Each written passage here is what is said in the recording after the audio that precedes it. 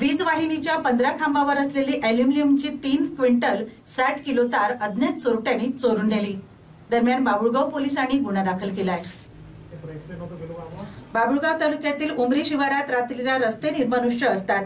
नेमक्या याच बाबीचा फायदा घेत अज्ञात चोरट्यांनी तेथील वाहिनीचा वीज पुरवठा खंडित केला। त्यानंतर एका पाठोपाठ एक 15 खांबावर चढून त्यावरील 80,000 रुपये किमतीची 3 क्विंटल 60 किलो वीज लंपास केली। ही घटना 3 फेब्रुवारीला सकाळी 11 वाजताच्या सुमारास उजेडात आली। या घटनेची माहिती मिळताच वीज वितरण कंपनीचे पथक तेथे पोहोचले। त्यांनी तार चोरी झालेल्या खांबाची पाहणी केली। घटनेनंतर सहाय्यक अभियंता रवी उत्तमराव धुमाळ राहणार बाबुळगाव यांनी या प्रकरणी बाबुळगाव पोलिसांना घटनेची माहिती दिली। त्यावरून पोलीस पथकही घटनास्थळी दाखल झाले। त्यांनी पंचनामा करून अभियंता धुमाळ यांची रितसर तक्रार घेतली। शिवाय अज्ञात चोरट्याविरुद्ध बांधवी 303 कलमान्वये गुन्हा दाखल करण्यात आला।